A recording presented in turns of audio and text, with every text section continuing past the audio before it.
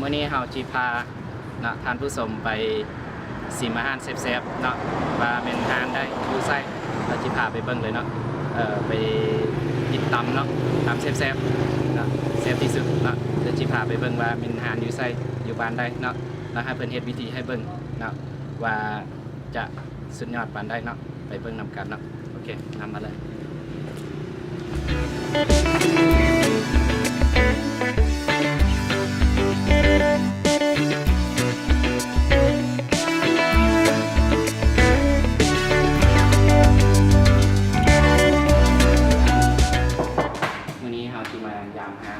เป็นอาหารที่ว่าตำแซ่บเนาะ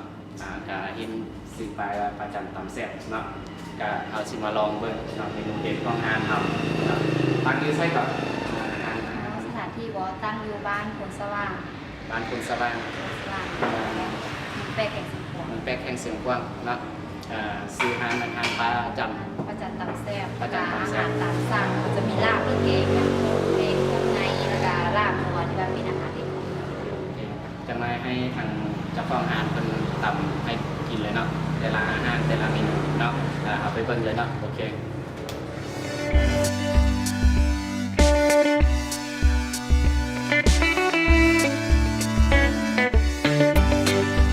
ตำยังก่อนตำถาดเนาะตำถาดเนาะตำถาดนี่มียังเด็ดมันก็มีอยู่นี่เนาะมีย่อเนาะมีพักกะหล่ำปีเนาะทำยังไงแล้วก็มีไข่เนาะมีไข่ถั่วงอกเนาะมีฮอนดอกลูกซีนมีเขียบหมูเนาะมีหน่อไม้ได้โอ้แซ่บเว้ามาแล้วน้ำลายเนี่ยมีข้าวปุ้นเรามายักซีนพร้อมแล้วนะเอาให้เพิ่นเฮ็ดให้เบิ่งเลยเนาะมีข้าวปุ้นมีมะฮุ่ง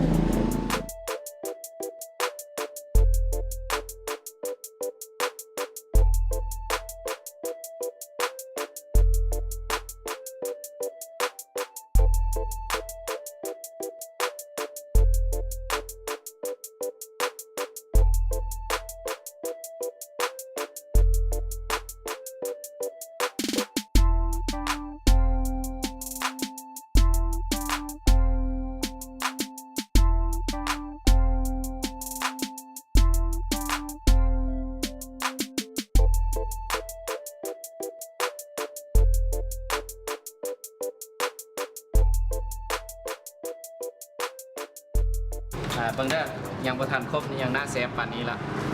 จากนั้นเอามาซีมนำกันเนาะเขียบหมูเลยเนาะตำถาดเจ้าเอิ้นตำถาดตำถาดอยู่แข้งเสียงควางเอามาซีมได้เลยเนาะอยู่บ้านผลสว่างเมืองแปกสว่างเมืองแปกแห่งเสียงขวางนี่แหละมีนอได้มีนอได้มีหน่อไม้แดง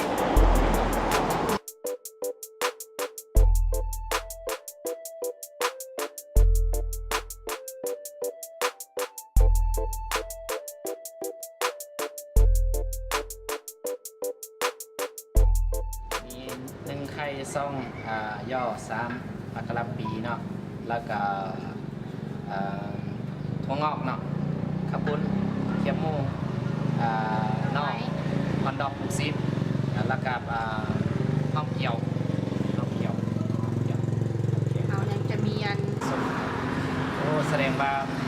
มันมีคือว่าครบนะสิปลาย่างนะลูกที่ไหนก็มีอย่างครบรสชาติเลยเนาะอาหารอยู่ในให้เห็นบางหุ่งนี่บางหุ่งใส่เซฟเผ็ดบ่ธรรมดาบ่ธรรมดาก่อนเนาะกับอีกนึงน้ำตาลเนาะเป็นนัวกระเทียมนี่เป็นกระเทียมพ่อใหญ่หรือพ่อน้อยกระเทียมพ่อน้อยบ้านเฮากระเทียมพ่อน้อยบ้านเฮาเด้อกระเทียมบ้านเฮา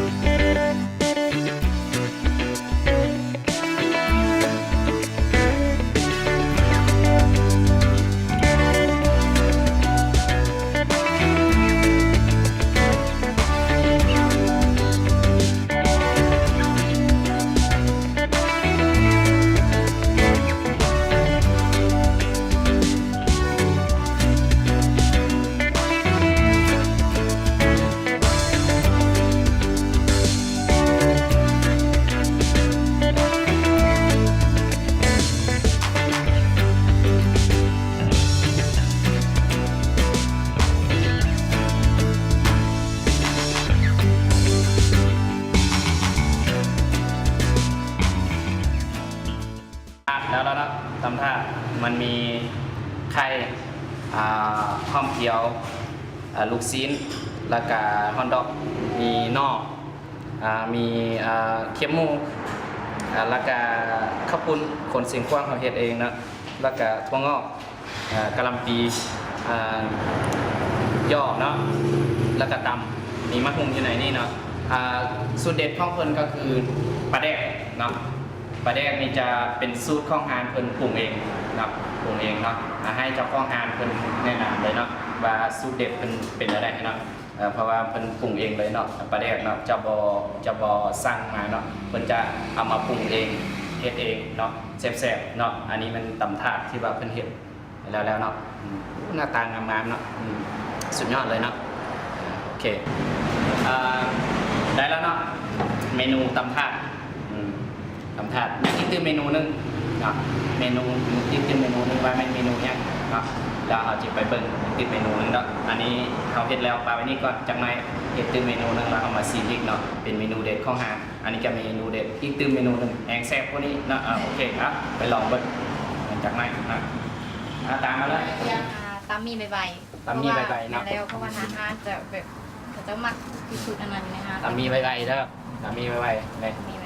เครื่องประกอบมันมีผักแล้วก็ มีผักแล้วก็มีลูกซีน ลูกซีนฮอนดอกแล้วก็มี ต้มมีกับ แซ่บๆนะ หลาย บ่ต้องให้เส้นเละลาย เป็นแล้ว ซ่อมไม่รู้เนาะเฮ็ดนำกันเนาะ เป็นแล้วซ่อมไม่รู้ ซิมเลยแซ่บสุดนะจังไรทำมาซิมนำกันอันนี้ที่ว่ามันสำเร็จแล้วเนาะตรงนี้เนาะมาซิมได้เด้อบ้านพลสว่างงานประจันตำแซ่บ เขาออกไปเบิ่งข้างน สุ อ ด ก ยอด เนาะ สุดยอดครับวันนี้เราไปเบิ่งข้างนอกว่าตำอะไรโอเคอาจจะของงานเพิ่นปรุงแซ่บๆเลยปลาแดกเป็นสูตรพิเศษของงานเพิ่นเด้อเพิ่นจะปรุงเองปลาแดกแซ่บสุดยอด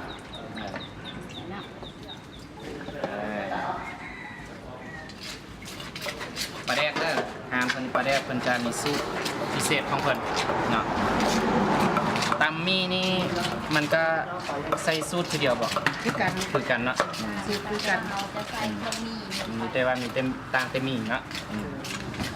โอ้ยเห็นแล้วน้ำลายไหลแล้วผู้ชม ก็แดกแล้ว เรียบร้อยเนาะสินะเอาจานมาบัดนี้จานมาใส่แล้วก็เอาไปซีมเนาะหน้าตาเป็นแบบนี้นะนี่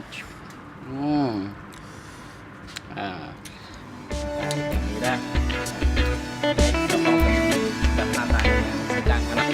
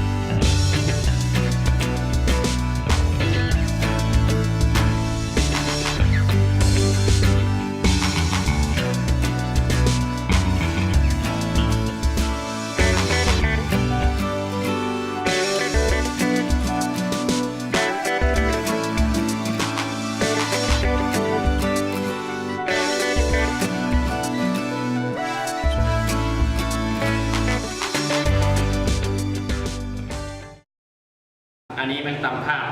นะตำถาดแล้วตำมี่หน้าตาในนี้ก็แล้วเนาะหน้าตาแซ่บๆตรงนั้นเนาะก็เอาจิมาซีมเบิ่งว่ารสชาติเป็นอะไรนะมาเบิ่งเลยนะซีมเนาะโอ้สุดยอดเห็นน้ำลายไหลเลยเอาเบิ่งได้ซีมตำถาดก็เนาะเขาจะคลุกเข้ากันเลยหรือเปล่าหรือว่าจับใส่ แต่ว่าเรากินแล้วเอามักเอากับตัวนี้กับตัวนั้นใส่ โอเคเพิ่นให้ผสมทีละอย่างเนาะ แม่แล้ว ลองมาหน่อยเลยเป็นแบบนี้ได้นะโอ้ยใส่ได้แล้วอันนี้นะอันนี้ทำผสมต้องน้ำลายไหลแบบนี้เนาะทีนี้เรากินคำใหญ่ๆเลยเด้อนี่เนาะมันก็เอาพวกเราไม่ทุ่งบัวสักลูกพอใจ พอเป็น กระ คำ เดี แร ย ก ใส่ นะกับไข่ด้วยนะ มันยังเบิ้ลอยากกินมันยังเบิ้ลแล้ว เด้ออันนี้ตำถาดเด้อ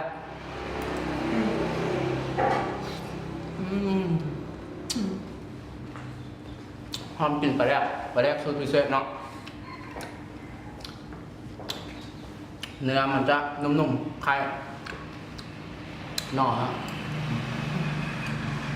หน่อ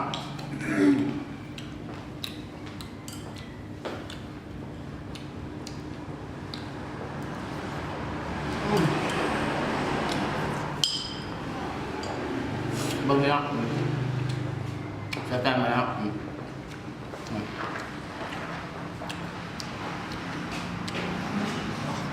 แม่กับ มันให้ว่าใส่ข้าวปุ้นเลยแซ่บ นะ ข้าวปุ้นกับต้องคนเสียงกว้างเขาให้เราแล้วข้าวปุ้นนี่แหละตามมา ต้มข้าวนาสุดๆเลย แซ่บไปตำถาดปลาจันครับจะตำถาดเนาะสุดยอดชิ้นมือเราอยากกินตำถาดมาหาปลาจันได้หาปลาจันเนาะสุดยอดนะสุดยอด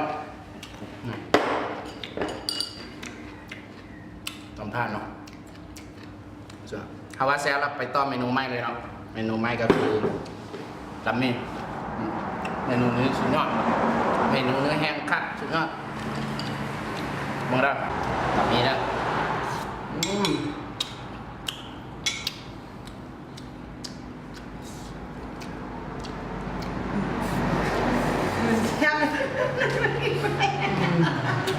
นุ่ม